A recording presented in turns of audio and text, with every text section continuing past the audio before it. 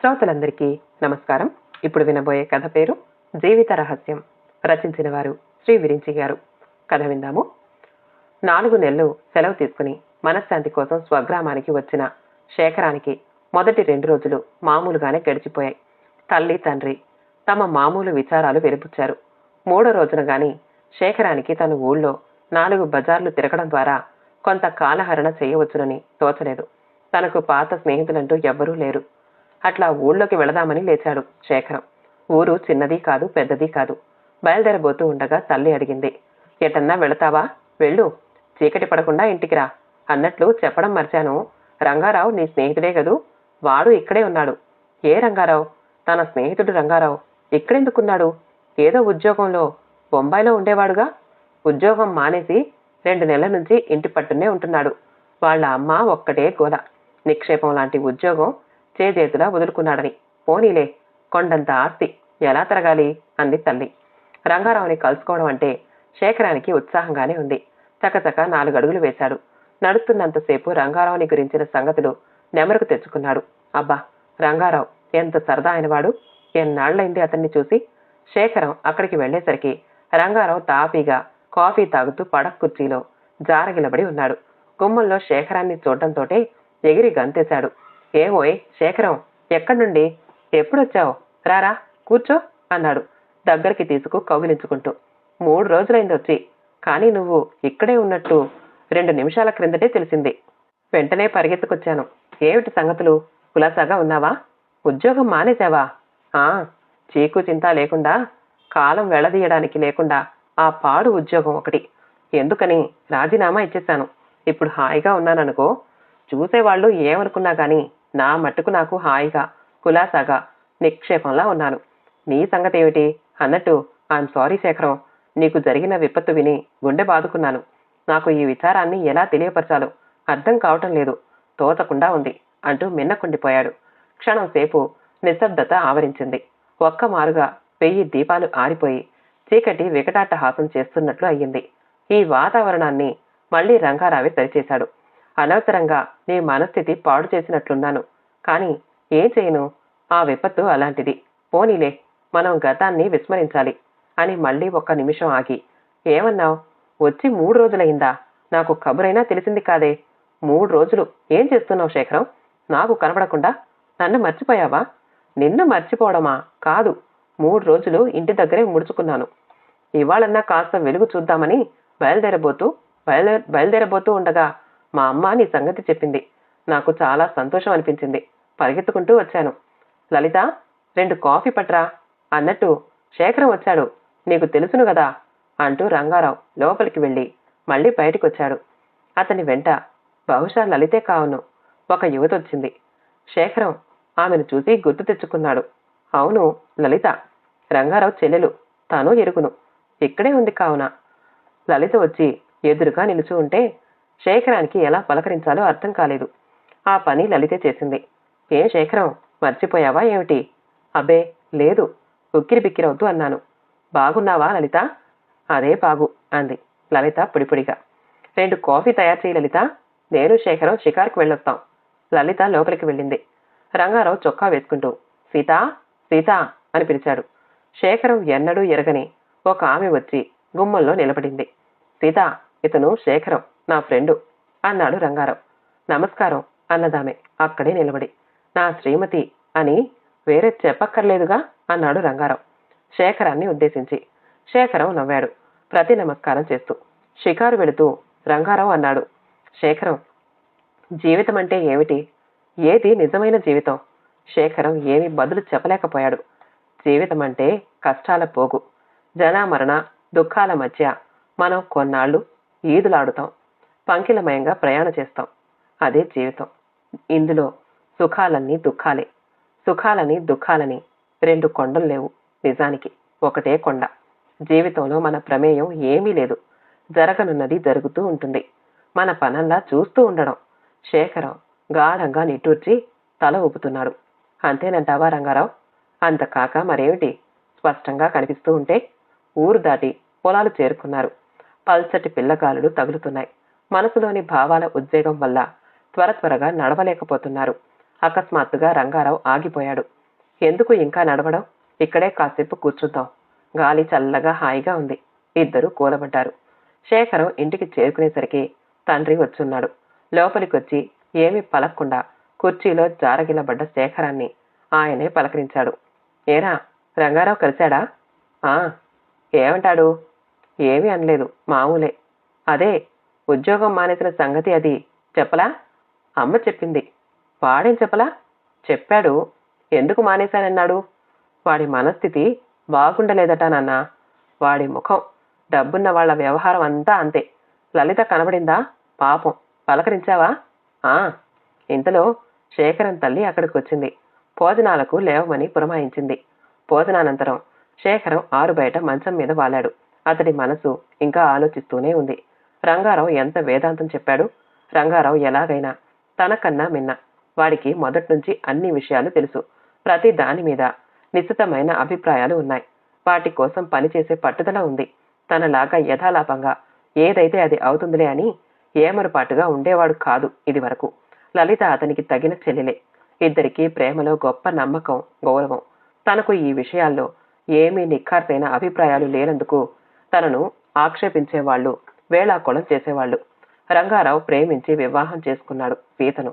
వాడి దాంపత్య జీవితం సుఖంగా గడిచిపోతూ ఉండాలి.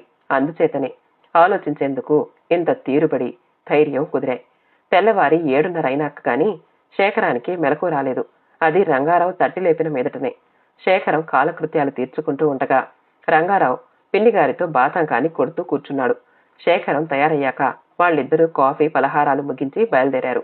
సరాసరి రంగారావు ఇంటికే వెళ్లారు.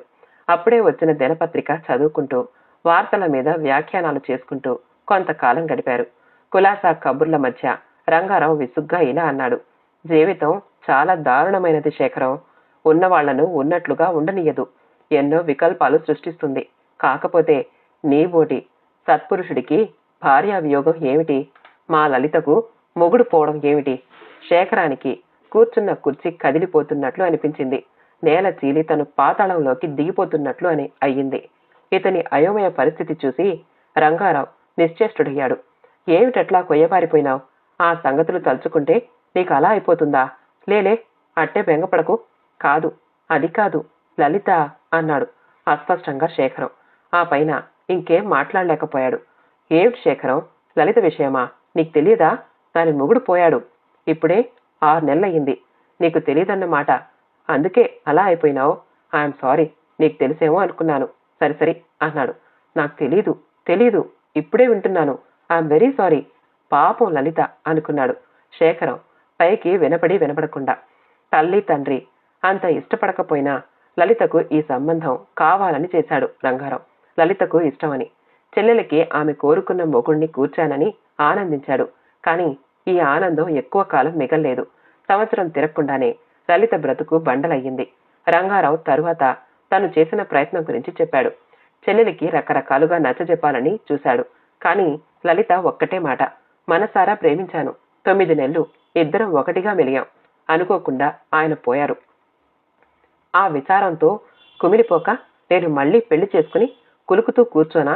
నీ చెల్లెలైనందుకు నీకు అలాగే అనిపిస్తుంది. కానీ అన్నయ్య, అది పొసిగే పని కాదు. నేను ఏం ముఖం పెట్టుకుని మళ్ళీ సంసారం చేసేది? నా బతుకు ఇలా తెల్లవారవలసిందే అంటుంది. చెవిలో గూడు కట్టుకుని చెప్పాడట రంగారావు. లలిత కాదంటోంది.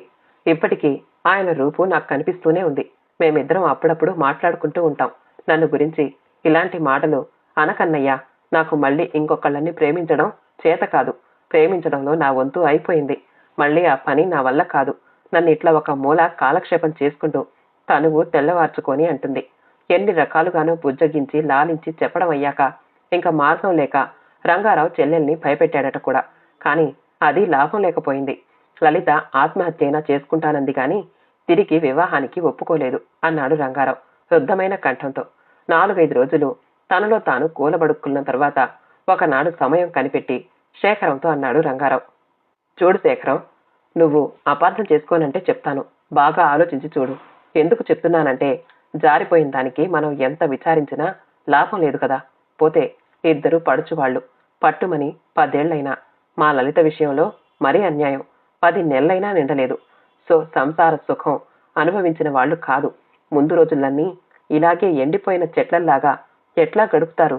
జీవితానికి వికాసం అంటూ ఒకటి కావాలి కదా. అదట్లే ఉంచి మీరిద్దరూ ఒకళ్ళకొకళ్ళు కొత్త వాళ్ళు కారు. చిన్నప్పటి నుంచి ఎరుగుదురు. అనుకోకూడదు గాని అసలు మొదట్లోనే మీ ఇద్దరికీ పెళ్లి చేసినట్లయితే ఈ చిక్కు ఉండేది కాదు. మీ ఇద్దరికీ జీవితంలో మంచి సామరస్యం కుదురుతుందని నాకనిపిస్తోంది. లలితతో నేను ఇంకా మాట్లాడలేదు. దాని సంగతి నీకు మొదటే చెప్పానుగా. నీ ఉద్దేశం కనుక్కున్న మీదట చెప్దామనుకుంటున్నాను. శేఖరం రంగారావుకి తన తల్లి ఆలోచనలు, తండ్రి ఉత్తరాలు, వాళ్ళు తన కోసం ఇప్పటికో డజను సంబంధాలు చూసి రావడం, తాను వాటిని త్రోసిరాజని తిరగడం, ప్రతిసారి తల్లి తండ్రి మనసులో కష్టపెట్టుకుని పైకి ఏం మాట్లాడలేకపోవడం అంతా చెప్పాడు. రంగారావు ఊ కొడుతూ విన్నాడు. అతనికి కూడా ఏం జవాబు చెప్పాలో సమాధానపరచడం ఎట్లాగో తోచక ఇలా అన్నాడు. శేఖరం, నువ్వు నీ మనసుని కాస్త అర్థం చేసుకోకపోతే ప్రమాదం. నువ్వు ఎప్పుడూ ఇలా ఒంటరిగా ఉండవలసిన వాడివి కాదు. నీకు సహధర్మచారిని ఇవాళ కాకపోతే మరో 2 నెలలు 2 ఏళ్లకైనా కావాలి. అప్పటికి నువ్వు ఆ అవసరాన్ని గుర్తిస్తావు. నాకు రూఢీగా తెలుసు. పోతే మా లలితనే చేసుకోమని నేనేమి నిర్బంధం చేస్తున్నాను అనుకోకు. ఎవరినో ఒకరిని నువ్వు వివాహం చేసుకోవడమే నాకు సంతోషం. అందున మా లలితను చేసుకుంటే మరీ సంతోషం. అంతేకాని నా అభిప్రాయాలు నీ మీద బలవంతంగా రుద్దుతున్నానని అనుకోకు. రంగారావు తన ముభావానికి బాధపడుతున్నాడని శేఖరం అర్థం చేసుకున్నాడు. కాని అతని ఆఫర్కి ఎగిరి గంతు వేసి సరేననే స్తోమత్తు తనకు ఎక్కడుంది? నా మాటలకు బాధపడకు రంగారావు. ప్రస్తుతం నేను చాలా బలహీనుణ్ణి. మళ్లీ పెళ్లి ప్రసక్తే నా మనసుకు సరిగ్గా నాటడం లేదు. అటువంటప్పుడు లలితన ఇంకెవరినైనా అన్న ప్రసక్తే లేదు అన్నాడు. రంగారావు ఇంకేం మాట్లాడలేదు. ఇంటికి వెళ్ళగానే రంగారావు చేసిన ప్రస్తావన తన తల్లితో తీసుకురావాలి అనుకున్నాడు శేఖరం. కాని ఎందుకు? తానే ఒక నిర్ణయానికి రాలేని విషయంలో ఆమెను కూడా తీసుకొచ్చి మరింత గందరగోళం తీసుకురావడం ఎందుకు అనిపించింది. కాని ఆమె ముందు ఏదో రహస్యం దాస్తున్నవాడిలాగా దొంగతనం చేసి ఆ నేరం ఎవరి మీదనో వేస్తే తప్ప మతిస్థిమితం లేని వాళ్లాగా బాధపడసాగాడు. దేనికంటే ఆమెతో చర్చించడమే మంచిది అనిపించింది. ఆమె చెప్పిన మాటలు మారు మాట్లాడకుండా తల వంచుకు మరీ విన్నాడు. ఆమె మాటల సారాంశం ఇది. ఈ 5 నెలల్లో నీకు బంగారం లాంటి సంబంధాలు అనేకం తీసుకొచ్చాం. అవన్నీ కాదని ఇప్పుడు ఈ లలితనే చేసుకుంటానన్నా మాకేం అభ్యంతరం లేదు. రెండో పెళ్లి పిల్ల అయినా లలిత నాకు కోడలైతే నాకేం అయిష్టం లేదు. మీ నాన్నను కూడా ఒప్పించే బాధ్యత నాది. నువ్వు ఎవరిని చేసుకున్నా సుఖంగా ఉండటమే మాకు కావాల్సింది. నీ సుఖమే మా పరమావధి. శేఖరం ఈ ఆలోచనలతో సతమతమవుతూ ఉండగా ఒకనాడు అతని ఆఫీస్ నుంచి ఉత్తరం వచ్చింది. చదువుకుని అతను గట్టిగా నిట్టూర్పు విడిచాడు. అతన్ని సెలవు నుంచి రీకాల్ చేస్తున్నట్టు ఆర్డర్ ఇచ్చింది. పుట్టెడు విచారంలో ఉన్నవాణ్ణి 4 నెలల పాటు విశ్రాంతిగా ఉండనివరే కర్మ అంది తల్లి. రంగారావు మాత్రం నిక్షేపంలా నా మాదిరే ఉద్యోగం మానేసి కూర్చో అన్నాడు. కాని శేఖరం తల అడ్డంగా ఊపాడు. లేదు లేదు రంగారావు, నేను నీలా విశ్రాంతిగా పేపర్ చదువుకుంటూ రేడియో వింటూ క్రాస్ వర్డ్ పజిల్స్ పూర్తి చేసుకుంటూ బతకలేను. నాకెప్పుడు ఏదో ఒక ప్రవృత్తి కావాలి. లేకపోతే మనసుకి ఏమీ తోచదు. రేపే బయలుదేరుతున్నాను. మళ్ళీ వీలుగా ఉంటే వచ్చే నెలలో వస్తాను అన్నాడు. నీ ఇష్టం. ఏమైనా శేఖరం ఊరికి వెళ్ళడానికి వీల్లేదు కాక వీల్లేదని పట్టుపట్టింది తల్లి. కాని ఆమె మాట నెగ్గలేదు. శేఖరం గంటసేపు నచ్చజెప్పాడు. ఆమె కాదనలేక ఊరుకుండిపోయింది. ఆ రాత్రంతా మళ్లీ పెళ్లి చేసుకోమని హితబోధ చేస్తూనే ఉండిపోయింది. లలితను కూడా తీసుకువెళ్లమని చెప్పింది. శేఖరం మామూలు పాట పాడాడు. మర్నాడు స్టేషన్కి సాగనంపడానికి రంగారావు కూడా వచ్చారు. శేఖరానికి అప్పటి పరిస్థితుల్లో అతనితో మాట్లాడడానికే భయంగా ఉండింది. చాలా సిగ్గనిపించింది. స్నేహితుడి మాట వినలేకపోయినాను. పోనీ కారణమైనా చెప్పలేకపోయాను. తనను గురించి రంగారావు ఏమనుకుంటాడు? ఏమైనా అనుకోవచ్చును అనిపించింది శేఖరానికి. రైలు ఇంకా 2 నిమిషాలు కదులుతుంది అనగా రంగారావు అన్నాడు. నీ మనసులో ఆలోచనలన్నీ నాకు తెలుసు శేఖర్. నువ్వేం బెంగ పెట్టుకోకు. నేనేం అనుకోను. కాని నువ్వు ఎంత తొందరగా ఈ ఆలోచనల్లో నుంచి విడివడగలిగితే అంత మంచిది. నా కోసం కాదు, నీ కోసమే చెప్తున్నాను. ఎప్పటికైనా నువ్వు స్థిమిత పడితేనే నాకు సంతోషం. ఇంజన్ కూత కూసింది. రైలు కదిలిపోయింది. శేఖరం ముందుకు పోతున్నాడు. చెయ్యి ఊపుతూ రంగారావు తతిమ్మ వాళ్లతో పాటు ప్లాట్ఫారం మీదనే ఉండిపోయాడు. వారం రోజుల్లో శేఖరం దగ్గర నుంచి ఉత్తరం వచ్చింది రంగారావుకి. అతను చిరునవ్వుతో కవర్ చించి చదవడం మొదలుపెట్టాడు. నా ఆలోచనలన్నీ మూటగట్టుకుని మళ్ళీ ఉద్యోగంలో చేరాను. మనం చిన్ననాటి స్నేహితులం. కాల ప్రవాహంలో పడి స్నేహాన్ని కొన్నాళ్లు మరిచిపోయాం. మళ్ళీ కొన్నాళ్లకి గుర్తుకు తెచ్చుకున్నాం. నీ ధోరణి నాకు ఎంతో ఉపకరించింది. నీ సలహాలు నేను జీవితంలో మర్చిపోలేను. కానీ ఏం చెయ్యను? ఎంత ఆలోచించినా నీ ఆఖరు సలహా నేను పాటించలేకపోతున్నాను. ఏం చేయను చెప్పు? కేవలం అసమర్థుణ్ణి. కానీ ఇందుకు బలవత్తరమైన కారణం ఉన్నదంటే నువ్వు నమ్ముతావా? నేను 3 సంవత్సరాలు ఒక భార్యతో కాపురం చేశాను. విధివశాన ఆమె నన్ను భంగపుచ్చింది. లోక సహజమైన విషయం అయితే నేను నిజంగా మళ్ళీ పెళ్లి చేసుకు తీరాలి.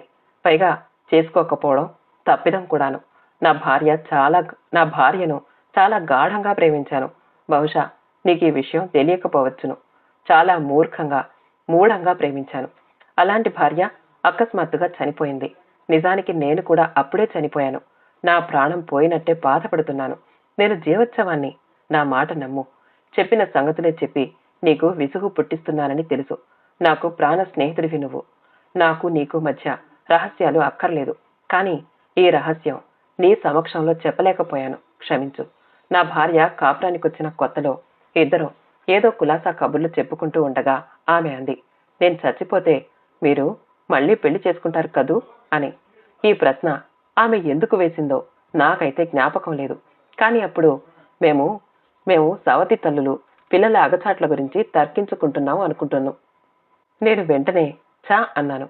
మీరు మళ్ళీ పెళ్లి చేసుకుంటారు నాకు తెలుసుగా అంది. అవేం మాటలు సెకు అని మందలించాను. ఎందుకండి అనగానే జరిగినట్లు అలా ఉలిక్కి పడతారు? మాట వరుసకు చెప్పండి. అప్పటికీ నేనేం సమాధానం చెప్పలేదు. శకుంతల్లే మళ్ళీ అడిగింది. జవాబు చెబితే గాని వదల్లని భీష్మించి కూర్చుంది. ఎంత బుజ్జగించినా వినలేదు. చేసుకోను సెకు, నా మాట నమ్ము అన్నాను చివరకు. నిజంగా చేసుకోరా? నా ముఖంలోకి చూసి చెప్పండి. నా చేతిలో చెయ్యి వేసి చెప్పండి. చేతిలో చెయ్యి వేసి ప్రమాణం చేసి చెప్పాను చేసుకోను అని. శకుంతల అప్పుడు నన్ను తన హృదయానికి గాఢంగా హత్తుకోవడం నాకింకా జ్ఞాపకముంది. నా జవాబుకి ఆమె సంతోషించింది అనుకున్నాను. రంగారావు, ఇది జరిగిన సమాచారం. తర్వాత 2 ఏళ్లలోనూ ఈ ప్రస్తావనే రాలేదు. శకుంతల చనిపోయిన తర్వాత నేను ఆమెను గురించే ఆలోచించుకుంటూ ఉండగా 3 సంవత్సరాల కాపురంలోనూ ఒక్కొక్క రోజే మా చర్యలు నెమరుకు తెచ్చుకుంటూ ఉండగా ఈ సంఘటన నాకు గుర్తుకొచ్చింది. ఆ మాటలు నిజమైనాయని బాధ కలిగింది. కేవలం శకుంతల అనాలోచితంగా అన్న మాటలు నిజమయ్యాయి. నాకు ఈ సంగతి తలుచుకుంటే మరింత దుఃఖం వస్తుంది. కానీ ఏమంటూ శకుంతలకు మాటిచ్చానో అది దాటకూడదని తీర్మానం చేసుకున్నాను. నేనొక సంగతి ఆలోచించలేదు అనుకోకు. శకుంతల చివరి ఘడియల్లో నేను ఆమె దగ్గర ఉండడం తటస్థించినట్లయితే ఆమె తప్పకుండా నా చేత మళ్ళీ పెళ్లి చేసుకు తీరుతాను అని ప్రమాణం చేయించుకుండేది. కానీ అలా తటస్థపడలేదు. ఆమె చివరి ఘడియలు ఆమె కూడా తెలియకుండా గడిచిపోయాయి. కానీ ఈ మాటలతో సరిపెట్టుకుని వెనకెప్పుడో యాదృచ్ఛికంగా ఆమెకిచ్చిన ప్రమాణం త్రోసిరాజని మళ్ళీ పెళ్లి చేసుకోగల మనస్థైర్యం నాకు లేదు. ఏం చెయ్యను? ఇదంతా నీకు విడ్డూరం అనిపిస్తుంది. కానీ ఏం చెయ్యను?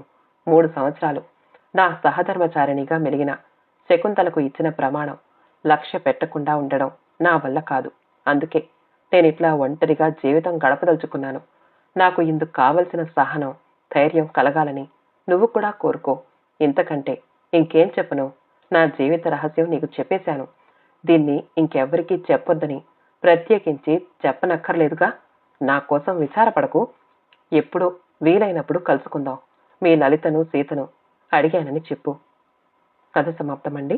కథ నచ్చితే మా ఛానల్ని లైక్ చేయండి, షేర్ చేయండి, సబ్స్క్రైబ్ చేసుకోండి. ఆల్ అనే బెల్ బటన్ని నొక్కండి. మళ్ళీ కలుద్దాం ఇంకో మంచి కథతో.